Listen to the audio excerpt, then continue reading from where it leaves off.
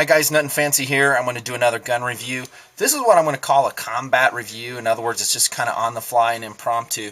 It looks like on my normal reviewing place, but trust me, it's not. I'm in a store in the state of Utah, USA, called Van Wagenen's.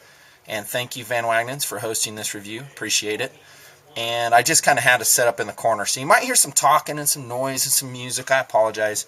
That's just the way it's going to be if I'm going to get this review knocked out. Can't really wait. But the upside of that is I'm going to be able to show you some things that otherwise would be really tough for me to show you with my schedule. And today I'm going to tell you about a 1911 high value, pretty high quality 1911 by Charles Daly. That's an imported name. And for you 1911 aficionados, this will be Mark 1 for my 1911 reviews. Now, I have to be forthcoming with you guys. I am not a huge 1911 fan. Don't flame me on the comments. I'm not saying that it's a bad gun. I just prefer different guns. I'll tell you why as we go along in the review. However, if you are a 1911 fan and the money's tight and you're looking for a high quality, high value, again, there's those words I love, high value, 1911, this just might be the ticket. Now, Charles Daly is an imported name, and it's applied to several different types of guns. If you go to Walmart, at least in mid-2008, you'll see some Charles Daly semi-auto shotguns. Those are Turkish-made, pretty darn high-quality shotguns, so if you're looking for some shotguns and for a good price, the Charles Daly name is a good place to go. Now, under that brand name of Charles Daly, they're going to make their guns in different places. It's not all one place. It's not all in China or Taiwan. It's just different. And this 1911 by Charles Daly is actually made in the Philippines, as we can see stamped on the underside of the dust cover here on the 1911. Now, I was telling you I'm not a huge fan of 1911s. I'm going to tell you why. Just get out of the way. First off is the weight. They're just heavy. A full-size 1911 frame, even if it's aluminum alloy frame, it's just pretty heavy. I don't have my scale with me today, but I would say this gun's going to weigh out about 35 ounces. And that's pretty normal for a 1911. That's just kind of how they weigh. They're heavy. A lot of guys like that, though, because it is a 45 ACP caliber, and as such, it's going to recoil quite a bit. And that weight, and this is a steel-framed version, that weight is actually nice to have when you're firing. It allows you to do shot follow-up and recovery a little bit quicker. So it's not all bad. However, if you're carrying it all the time, that's my main beef with a 1911, that it's just a heavy gun. Compared to, say, let's say a SIG P220 in 45 ACP will weigh around 28 ounces. So a full 7 ounces lighter. Maybe more. I don't have my SIG stats with me right now.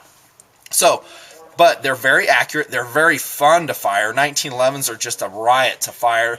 And actually, most people will shoot a 1911 more accurately than a lot of other guns. And that's due to a very consistent single action trigger pull. And this is a single action, meaning every time I pull the trigger, let's do our safety checks. Yep, empty. Take that magazine out just for good measure. Try it again. Sure enough, I checked it earlier, but just to confirm to you, indeed we're looking at an empty gun. And yet still, we treat it as if it was loaded. But back to the trigger pull, it's single action. That means for every pull of the trigger, it's very consistent. It's not like a SIG where you might get a heavy double action trigger pull the first shot.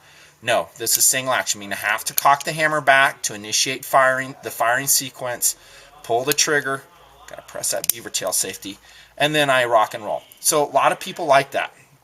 Now, I better get on with the different features of the Charles Daly 1911. I want to run out of time. First off, my overall view of this gun is that it's very high quality for the price. And I have to say for the price, because the price is an amazing $479 here at Van Wagenen's. That's amazing. I'm pretty much sure that wherever you find it, in your local jurisdiction, if you are watching this in the United States of America and you're in a free state where you can own guns, I hope you are. And if you're not, be politically active so you can be. But it's probably going to be more than $479 because Van Wags is just really cheap. But that being said, it competes against another very high value 1911, and that's the Kimber. I'm sorry, not the Kimber, but the Taurus. The Taurus has a 1911 that's made overseas. It has a lot of the same features that the Charles Daly does, and those two compete against each other. I haven't had a chance to look at the Taurus 1911 yet, but I have done some research on it, and all indication says it too is a very good gun. But this is a Charles Daly, and I'm just going to go over some of the features, and again, this being a combat review, I might miss some, and I might just forget some, but I'll give you the broad picture and give you my overall take on this gun, and I think you'll find it useful if you're in a market for a 1911. First off, you notice how it's got the machining in the rear of the slide. Of course, every semi-auto pistol has that, but it also has a milled front, and that's so we can do what's called a press check. That's if the safety's off, we can grasp the front of the gun, retract the slide just a little bit, and make sure that it's empty or that it's loaded. That's why they mill the front of the slide on semi-automatic pistols. So it has that. That's pretty good. It has a skeletonized trigger. This used to be a total custom accessory to 1911s. You're seeing that most 1911s coming out, even from the manufacturer, will have that skeletonized trigger. This one appears to be made of steel. The workmanship on it is okay. It's not superb. I can see some machining marks in it. But you know what? It saves weight. It's a durable trigger, and it seems adequate to me. Also, this one has another 1911 feature that a lot of manufacturers are coming out with, and that's an extended beaver tail grip right here. And that's to give you more control, and also so you don't suffer hammer bite when our slide coming back and hitting your thumb. I've never had that with a 1911. But hammer bite, some people do. As that hammer comes back and cocks after each shot, it can actually contact the web of your hand and make it kind of bloody. So that extended beaver tail is nice. I find it's disadvantageous from a carry point. Not that this is a concealed carry gun. It's not. This is a holster weapon, if you ask me. You could do inside the waistband if you're machismo. And I know a lot of people that do that. But this kind of makes the gun length and its form factor a little bit longer. But it's very nice in shooting. Has a beaver tail safety, and that's also part of the. It's also part of the extension here, and that has to be pressed by the web of your thumb to actuate it. Another reason I don't like beaver tails is kind of if I caught or lower my hammer, it kind of gets in the way. I have to have a different procedure for lowering my hammer. By the way, be very careful when you're doing that. With a loaded weapon, make sure it's in a safe direction, and just in case you were to dick it up and pop a round off. Heaven forbid. Let's see, it all has a flared slide here.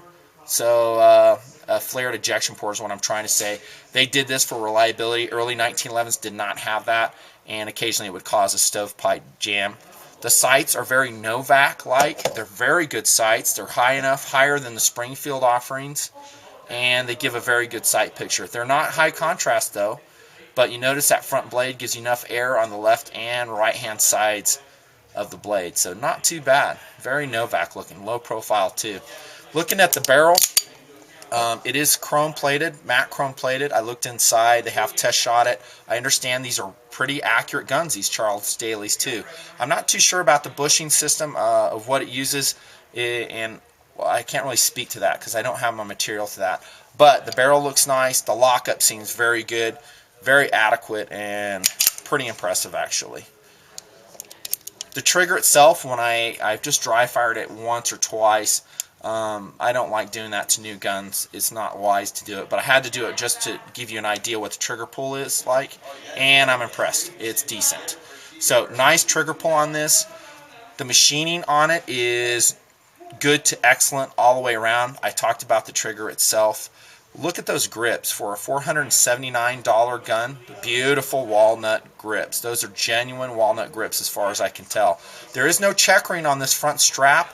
I believe the Taurus 1911 does have it. This one does not. So that's maybe a hit on this design. This portion here, the rear of the grip, is actually made of metal, even though it's cast metal. And the Taurus, that's a polymer insert there, but this is metal. These come with, I believe, 2 magazines or 8 rounders. And anytime you see on the magazine here, made in Italy, I don't know if that, see that right there? That's going to mean it's probably a MecGar magazine, and it's very high quality. and you can always substitute it for more. Running out of time. This is a great value, 1911. It looks to be durable, accurate, reliable, well made, good looking. Yeah, it's still heavy and it's still 1911, but if you're looking for a high value 1911, the Charles Daly just might be the ticket. Thanks again, Van Wagnans. This is Nutnfancy with a review on Charles Daly.